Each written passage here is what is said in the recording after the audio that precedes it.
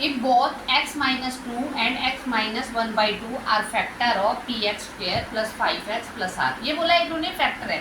देखो जब कोई चीज़ किसी की फैक्टर होती है ना तो उसका मतलब है जो x माइनस 2 है वो आपके पास किसके इक्वल है बेटा जी, वो आपके पास 0 के इक्वल है। तो x किसके इक्वल आ गया आपके पास 2।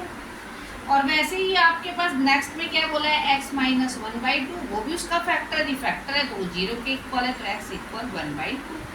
अब देखो हमारे पास जो इक्वेशन किसका फैक्टर है वो p x square plus 5x plus r, और ये भी किसका फैक्टर है p x square plus 5x plus r. चलिए अब हम क्या करते हैं बेटा जी, दोनों में क्या करते हैं x की जगह इसमें 2 रख देते हैं, उसमें 1 बाई 2। तो यहाँ पर रख दो x की जगह 2 और यहाँ भी क्या रख दो 2 प्लस आर। ये क्या आ गया 1 by 4p plus 5 by 2 plus r. ठीक है, दोनों आपके पास इसके इक्वल आ गए। अब बोला एक फैक्टर है, यदि फैक्टर है तो इसका मतलब क्या है वो किसके इक्वल है 0 के इक्वल।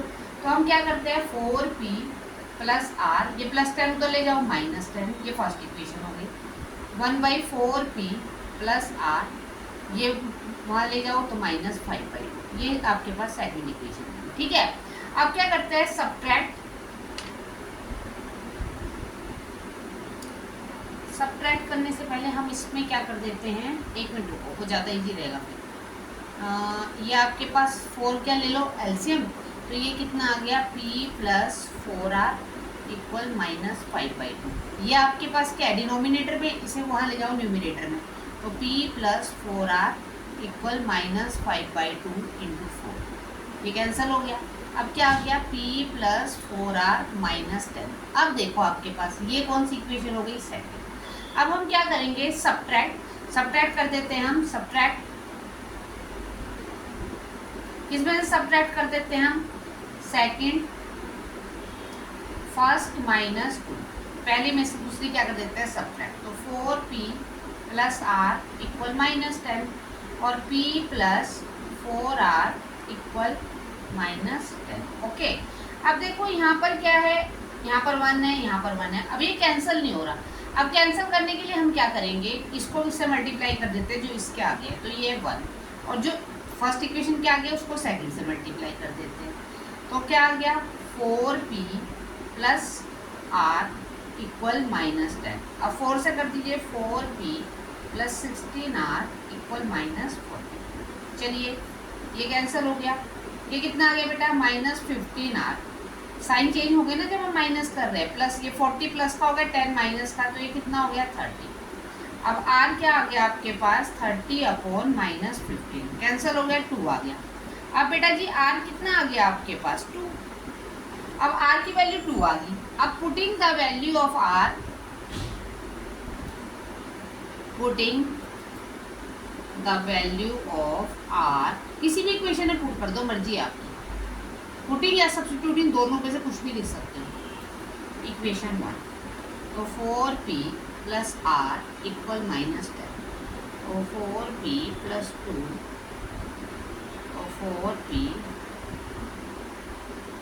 तो 4p क्या आ गया आपके पास माइनस 12। अब p कितना है आपके पास,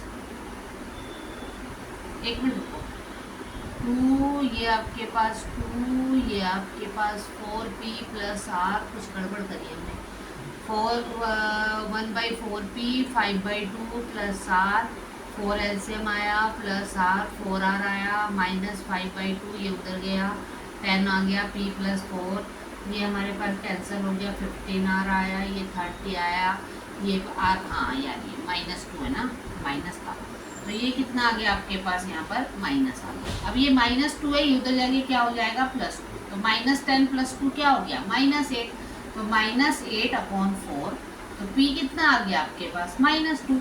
देखिए p और r की वैल्यू क्या है इक्वल है, यही प्रूव करना था हमने, तो इसमें क्या है hence p equal r। Okay, question number 12, by factoring the expression check that nq minus n is always divisible by 6। देखो कैसे करना है इसको, क्या है nq माइनस n, बेटा जिसमें से n बाहर ले लो कितना आ गया n स्क्वायर माइनस 1, इसको हम ऐसे लिख सकते हैं ना n स्क्वायर -1 का स्क्वायर, क्योंकि 1 को चाहे आप कितनी बारी मल्टीप्लाई करो 1 ही आता है।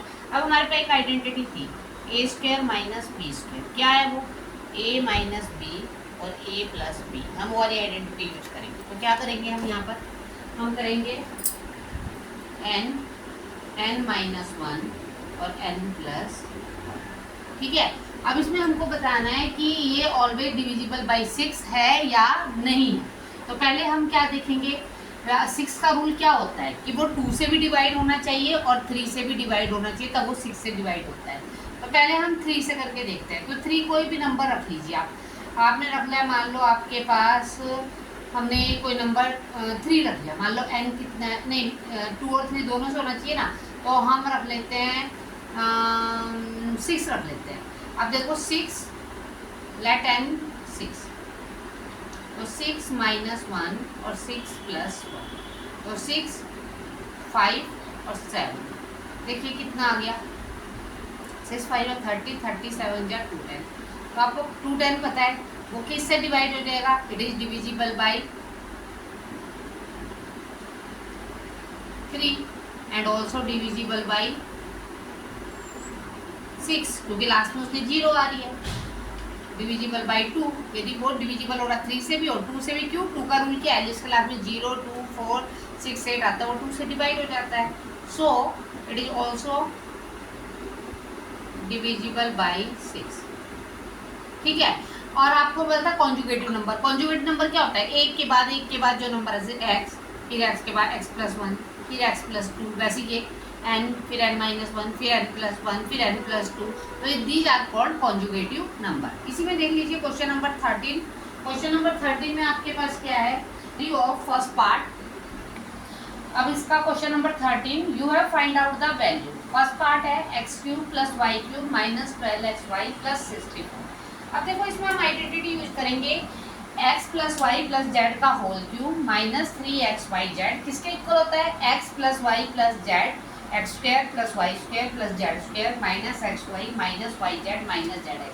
अब देखो कैसे, ये ले लो पहले, x³ plus y³ plus z³, फिर क्या है आपके पास, ये लो x³ प्लस y³,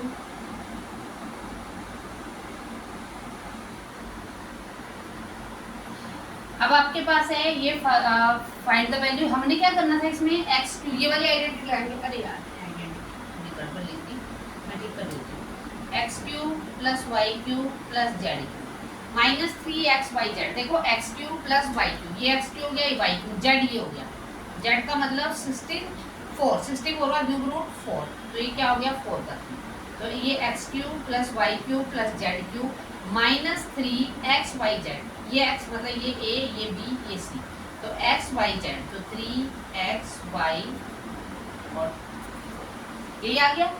अब ये क्या है आपके यहाँ, किसके इक्वल है वो लिखिए आप, किसके इक्वल है, x plus y plus z, x plus y, ये x और ये y, और z की जगह हमने क्या लिखा है 4। अब अगले में x² प्लस y² और z क्या आपके पास 4 minus xy minus yz minus z क्या आपके पास 4 और माइनस 4x, ठीक है बेटा जी। अब हमारे पास देखो क्या है, x प्लस वाई, अब आपके पास x प्लस वाई गिवन है, कितना x प्लस वाई गिवन है -4, x प्लस वाई की जगह -4 लिखा, -4 प्लस 4 हो गया आपके पास। नेक्स्ट क्या है आपके पास, x² plus y² plus 16 minus xy minus 4y minus 4x। देखो ध्यान से, -4 प्लस 4 क्या हो गया 0, x² plus y² plus 16 minus xy minus 4y minus 4x। Value multiply any number by 0 then you get 0, ठीक है। हम इसका सेकंड पार्ट भी यही कर देते हैं, मैंने क्वेश्चन ऊपर लिखा हुआ है x³ माइनस 8y³, तो क्या है x³, फिर क्या है आपके पास 8 का क्यूब रूट 2y का क्यूब, फिर -2 16, वो किसका हो गया आपके पास 6 का, तो प्लस -6 का क्यूब, फिर क्या है आपके पास -3abc, a क्या है आपके पास x, b क्या है आपके पास -2y और c क्या है आपके पास -6। ओके, अब हमारे पास किसके इक्वल है ये, x माइनस टू, फिर से x plus y plus z, x minus two Y minus six, ये एक ब्रैकेट में आ गया। नेक्स्ट चलो आपके पास कितना आएगा, नेक्स्ट आएगा आपके पास X square plus two Y का स्क्वायर तो कितना आ गया 4y स्क्वायर, 6 का स्क्वायर कितना आ गया 36, फिर माइनस ए बी, तो माइनस एक्स एक ब्रैकेट में ले लेते हैं इंटू टू वाई, किसका है ये माइनस का, फिर माइनस क्या है आपके पास वाई जेड, फिर माइनस ले लो, वाई क्या है माइनस टू वाई, जेड क्या है माइनस सिक्स, फिर क्या ले लेना आपने माइनस जेड एक्स, जेड कितना है बेटा श्री आपके पास 6 और वो कितना है आपके पास x आ गया। अब हमारे पास क्या आ गया x minus two Y minus six, कितना हो गया x square plus 4y square, 4y square A square plus B square है ना plus 36, minus minus plus 2xy, minus minus plus plus minus minus 12y और माइनस माइनस प्लस 6x।